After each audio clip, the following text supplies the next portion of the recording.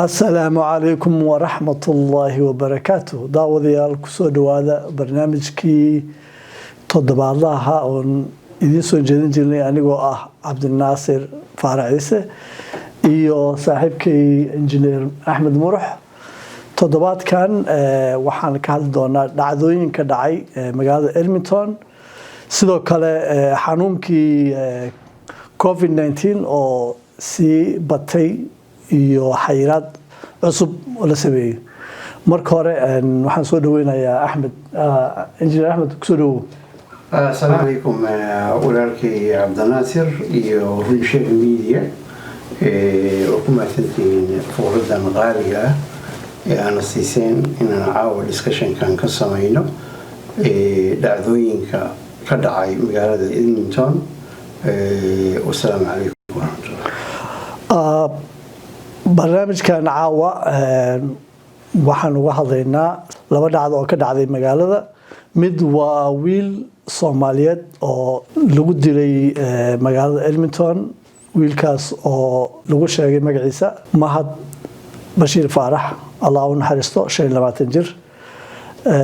sidoo kale magaalada cunsurnimo laba gabdhood oo Soomaali ah labadaas gabdhood oo ku jireen gaarigooda meel parking ah mall kortiisa labadaas gabdhood oo nin 42 jir ah oo ku sameeyay cunsurnimo sidoo kale xanuunkii coronavirus-ka oo COVID-19 oo si batay iyo xayiraad cusub oo hadda lagu soo rogay magaalada marka hore waxaan ku hormaraynaa wiilkii lagu dilay magaalada Edmonton waxaan nooga faalan doonaa Axmed السلام عليكم ولكن بشير أنا يعني إنجيل أحمد مروح ونور مقالة إدمنتون كان ميدا منطقنا يعني جناصة كان في جناصة باورتا لعلنا أنقل هاي على الثلاثة دي ساعدوا مركا هاي تريد تيدي وهي كده على إدمنتون يعني downtown area 109 avenue e 109 street gunshot يعني كدعي مهد بشير فارح أو شان إلى تنجرة كجبنا منطقنا مهالي هذا يسوي النفل عارية أو يعني رادمية قرقار وسوقاري 109 كا منطقنا مشاسو أخيرا وكدعي بوليسكي way yimaadeen ambulance waa timaaday markii ay ambulance ka qaaday vital sign kana ku leeyahay waxay yiraahdeen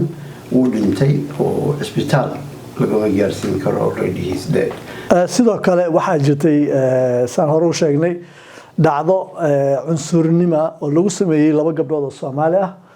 oo gaarigooda ku jira meel ganacsi mall baarkooda ku jira ba sidii wararku sheegeen nin cunsuriyad u yimid uu gabdhihii caayay kadibna gabadhii dhinaca saarnayd daroolka ma dhinaca kale buu dashada inta feerayadina waji wax kaga dhuftay feera gabadhii kale ayaa damacday inay ka caawiso soo degtay ayadina waa kala tuuray sidii wararku sheegayaan ama arintaas bal xogaa noo taab Axmed labada gabdhood parkinka ayay gaariga ku jireen ninkan waa nin cadaan ah oo 14 jir ah waa u yimid isagoo markii hore soo socdayba caytamay oo erayo muntaqana maxaa yiraahdaa yani ku saabsan gabdhaha aragooda xagga islaamka iyo xijaabka ay wataan iyo waxa aan ku leeyahay ka hadlay oo caytama markii uu soo gaarayna muraayadu wuxuu ku dhuftay feer muraayadu waa jabtay markii muraayadu jabtay gabadhii kala soo baxday ورنا كلرتين أسوي تأييد التاجري تي جرمرايد نعذ فلا وحيش كل ضيدة إني قبل الدافع ذو لبدي قبل ضيء وحول جري دجال أذوحن وندقنا لوكي كل عضي ولوكقبتي حتى دونتا سكويز يسوي كسبية unfortunately منطقنا وحي أرن آدي أذوفرحن لكن إلى الحكومة بهذه جمهور ماشي تاجنا أجانب كأي عداني وحول بيكجرين ayaa isla markiiba soo gaaray oo isii ka qabtay kadibna waxa loo yeeray booliiska markii loo yeeray way yimaadeen indaqana qadiyadii markay maqleen arkeenna say wax u jiraan iyo markhaatiyaashii waxay ninkan ku eedeeyeen maxaa la yidhaahdaa yani hate crime sababtu waxa waaye hate crime-ku definition ayuu leeyahay maadaama labada gabdhood ay Soomaali ahaayeen laakiin feature-ka aan ku leeyahay dharka ay wateen iyo xijaabka iyo kulli waa islaami mataqaanaa feature mataqaanaa qofka saas u labista iyo saas iyo kulli inuu muslim yahay waa muuqataa oo dressinka iyo soo daraystay iyo mataqaanaa markasta oo xijaabka waxay diinta ku farayso marka oo dhinaca waxa waa dhinaca islaamka dhinaca kalena waxa waaye laba gabdhood oo madow marka combination markii labada dhinac la israaciyo waxay fit ku yihiin mataqaanaa hate crime-ka case-kooda sababta ninkan wuxuu ku weeraray muslim iyo black inay yihiin labadaba nacayb uu qabo labadaba mataqaanaa marka hate crime-ku wadankan yani waa 25 to life mataqaanaa sida wuxuu la mid yahay dilkoo kale waa dembi weyn sida aad u weyn serious haddii lagu cadeeyo maxkamadda ku hesho serious crime marka yani markhaatiyaal badanna waa joogeen oo aad u fara badan oo kulligood magacyadooda iyo liiskooda dhiibay oo different ethnicity inkastoo caddaan u badnaayeen marka arrintaas alxamdulilahi rabbil caalamiin waxay keentay inay ka hadlaan community-ga Soomaaliyeed inay ka hadlaan Islamic Association-ka mataqaanaa Edmonton inay ka hadlaan human rights in qolooyin fara badan oo mataqaanaa aan wadaagno waxyaabo fara badan dhinaca muslimka islaamka wadaagna dhinaca madowga mataqaanaa maxaa la yidhaahdaa yani kalarka waxaan wada wadaagna dadka madow marka organisation fara badan arrinta ka hadlay laakiin ma aha markii ugu horeysay oo qof Soomaaliya ama qof madow ama qof muslima yani hate crime-kaas oo kale lagu sameeyo ma aha mataqaanaa dhowr jeer ay soo noqnoqotay oo dhacday oo soo noqnoqotay oo dhacday soo noqnoqotay oo dhacday mana aha wax hadda istaagaya oo labadan gabdhood ku ekaanaya sababtu waxa waaye anagu waxaan nahay global village waxay ka dhacaysaa France aan ku leeyahay oo extreme ninkan hadda madaxweynaha ka ah mataqaanaa aan ku leeyahay Macron uu la yimid siyaasad very very extreme ah oo ku aadan muslimiinta waxaa kaloo jira Quebec waa taqaanaa waxaa ka dhacay Bill 21 mataqaanaa oo ah in aad feature-ka maxaa la yidhaahdaa diiniga ah aan public places-ka la soo geli karin taasoo unconstitutional markii laga eego religious freedom mataqaanaa yani ka ah mataqaanaa yani wax ka soo horjeeda marka waxaan leenahay gabdhaha maasha Allah ee muslimka ah khusuusan waliba Soomaaliya ee walaalaha ah dhibtu waa badan tahay yani badanaaba waxaad ilaalisaa in telefoonkaaga markii aad soconayso ama baarkin aad joogto ama meel cidla ama keliga uu first ku jaskalaysan yahay 911 isla markiiba aad taaban karto aad raadinayn feature-kaas uu ku saaran yahay meeshaas sababta waxa waaye yani waxa kan wax soo noqday dabargoynteedana aad bay u dhib badan tahay wax degdeg ku dhamaanaya ma aha arrintan waa arrintan Axmed waxaan gabdhaha Soomaalida oo waliba iyo hooyooyinka Soomaalida ku labisan dharka islaamka oo markii la arko islaamnimadooda la garanayo ha is ilaaliyaan xusuurnimo badan baa jirto ha iska ilaaliyaan habeenadii meelaha mugdiga xitaa haddii qofka uu si fiican kula hadlo waxaa laga yaabaa inuu kula raadsanayo meel cidla ha isdhiganin ha isdhihin qofkan waa qof fiican aada isku waardiyeeya haddii aad samayn kartaan 2-3 iskula socda ama wiilashiin ama walaalihiin ama qof aad ku kalsoontihiin oo Soomaali ama Islaam raaca aadna isku ilaaliya arrintaas meeshaas aan uga baxaynaa xanuunkii coronavirus-ka ahaa COVID-19 oo aad u sii badanaya gobolkan Alberta xanuunkaas oo hadda dad badan ay hadda la xanuunsan yihiin keesas badanna ay jiraan hadda oo sii badan maalinka dambeysa waxaan la soconnaa Axmed in ay timid xayiraad sida mataqaanaa in la yiri qofkii shaqadiisu aysan ahayn shaqo loo baahan yahay qofkii in isla shaqeeyaan gurigiisa ku shaqeeyo sida mataqaanaa hadda sharciga la hirgeliyay December 8 oo ahaa haddii ay isku yimaadaan dad sida la yiri social gathering ama bannaan ahaato ama gudaha ahaato waa ganaax ka kooban $1,000 dadkii lagu helo ayagoo isku yimid sidoo kale 13 waxaan jeclahay inay tahay axadda isniinta midkood xayiraadu waa sii badiyay waxaa la joojiyay in tamajarihii u furnaado in waxaa la joojiyay meelihii saaloonkii furnaadaan sidoo kale waxaa la joojiyay cuntooyinkii makhaayadihii fadhigii waxaa loo ogolaaday kaliya in cuntada safaari la qaato ama delivery sidoo kale bal arintaas wax ma nooga taaban kartaa hadda waxa weeye anaga kaliya ma aha laakiin the whole world ayaa khusuusan waliba Europe America iyo Canada waxay leeyihiin numbarkii oo dusha u sii kacay lockdown kana uu batay oo statesyadii magaalooyinkii mataqaanaa maxalliga provinceski citieski meel kasta yani waxay la yimaadeen in lockdown sameeyaan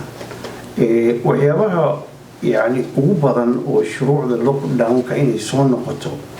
ugu wacan ayaa waxay tahay waxa waaye waxaa zaa'iday COVID-19 caseskiisa xanuunka dadkii laga helay iyo isbitaaladii overwhelming noqotay oo ay noqotay in la raadiyo mobile hospitals intaqaana already laga dhigo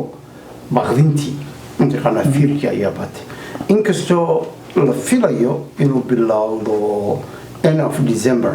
beginning of January inuu bilowday talaalkii intaqaana talaalkii ruuxiisii ayaa waxaa ka soo baxay uncertainty kan Pfizer intaqaana few people kii lagu tijaabiyey ee ugu horeeyay wuxuu la sameeyay reaction allergic reaction kaas oo ah intaqaana allergiga inkastoo la daaweyn karo haddana aan ku leeyahay Moderna midkan hadda Mareykanka uma uusan baahna in la freeze gareeyo oo lagu freeze gareeyo temperature aad u hooseeyo very low yani marka maantay dowladda federaalka ee Canada waxay codsadeen aan ku leeyahay Moderna intaqaana aan ku leeyahay vaccine in first lagu bilaabo aan ku leeyahay Northern Territory maadaama uusan u baahnayn sida intaqaana meelaha kale in lagu qaado freezers khaasa oo special ah oo u baahan yihiin intaqaana talaalkan Pfizer arrimahaas oo ah arrimo aad iyo aad yani keeni kara in ay ilaa gaarto beginning of intaqaana February haddaysan gaarin March talaalka si loo helo dad badan la talaalayo talaalada inta ay socdaanna lockdown-kana inuu sii dheeraado intaqaana si loo yareeyo intaqaana aan ku leeyahay yani COVID-19ka effectigiisa aan ku leeyahay aadowgana ay hoos u jeesato intaqaana marka 50% iyo wixii ka hooseeyay markii aadowga hoos u jeesato ayaa wuxuu bilaabanayaa in xoogaa yar relaxation oo gradually aan ku leeyahay la sameeyo laakiin taas waxay keenaysaa inay damage garayso waxyaabo fara badan waxay damage garaynaysaa waxbarashadii waxay damage garaynaysaa mantaqaana dhaqaalihii inta ugu muhiimsan dhaqaalihii garaynaysaa mantaqaana maxalliga yani dadkii caadiga ah xataa dhibaatooyinka waaweyn ee hadda la imaanaysa ayaa waxay tahay waxa waaye axadda wixii ka dambeeya adeega waxaa loo ogol yahay dukaamada laga adeeganayo waaweyn 15 qofood boqolkii 15 15 qofood inay markiiba galaan boqolkii 15 sax marka yani line waa dheeraanaya xilli qaboon waa lagu jiraa jawigii oo mataqaanaa maxaa la xilligii yidhahdaa winterkii qofkii inuu dibadda taagnaado aan ku leeyahay saacado fara badan marka complication aad u fara badan ayaa jira marka dad waxaa jira vulnerable ah mataqaanaa oo waayeel ah oo aan haysan saboorti fara badan oo badanaaba iyaga intay tagaan mataqaanaa supermarketyada ka soo adeegta oo wax soo gata aan ku leeyahay way taaban doontaa ma fahamtay waxaa jira yacni haween keligood ciyaalka koorsada mataqaanaa single motherisa si ay rabta inay ciyaalka u soo adeegto oo raashin u soo gado qof kalena uu ciyaalka intay u dhiibato uu ka hayo saacadaha ay soo adeeganayso marka it will take hours and hours inay ku jirto line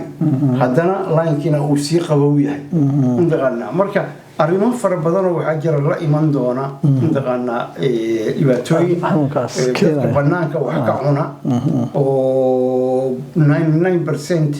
jeclaan jiray inay maqaayad intay fadhiistaan waxooda dalbadaan timeka ku qaataan maanta waxay ku qasbaysaa inuu raashinkiisa gaariga ku dhexdiisa ku cuno intuu soo qaato marka waa yacni dhib fara badan waa soo marnay arrintaas laakiin factorka hadda ugu weyn ee dhibta keenaya ayaa waxay tahay waxaa waaye weatherka weatherkii oo qabow iyo xilligan oo lockdown aad iyo aad u foolxun oo aan ku leeyahay yani dhacayo marka inaan wax kale ma samayn karno khaaliqul kownkiina abuuray yani ilaahay waxaan ka baryaynaa inuu naga badbaadiyo maxaa la yidhahdaa cudurkan intii muslina mataqaanaana oo ilaahay ka meel mariyo waxaa la yidhahdaa yani farash khayr qaraan aan ku leeyahay uu furo mataqaanaa wabilaahi towfiiq waa mahadsan tahay axmed xanuunkan ilaahay naga badbaadiyo waxaad samaysaan gacmaha iska dhaqa mar walba biyo ku dhaqa 20 second haddaa heli kartaan wejigana maaska xirta markaa banaanka aadaan sidoo kale iska ilaaliya inaad mataqaanaa dad u dhawaataan ama gacanta ka salaantaan mar walba haddii aad isku aragtid calaamadahana had shaqo tegin iskuul haadin dad ha dhexgelin isa soo baar insha allah barnaamijkeenii caawa waxaan kusoo gabagabaynaynaa intaas anigoo ah cabdinaasir iyo injineer axmed farsamadana waa rashiid runsheeg iyo kaamarmaanka intaan barnaamijka kale aan u gudagelin asbuuca dambe fadlan haddaad dhegaysanaysid xanuunkan hadduu kugu dhacay oo aad mataqaanaa aad khibrad u leedahay nala soo xiriir adoo nagala soo xiriiraya runsheeg media haddii aad tahay dhakhtar ama neris ka shaqeeya ka howlgala magaalada Edmonton oo anagu hadda ku sugannahay nala soo xiriir si aan uga faa'iideyno dadka Soomaaliyeed oo ku nool Edmonton ama Alberta iyo sidoo kale caamka Soomaalida oo degan yihiin marka fadlan nala soo xiriira idinkoo nagala soo xiriiraya runsheeg media ciwaankiisa waa ku mahadsantihiin habeen wanaagsan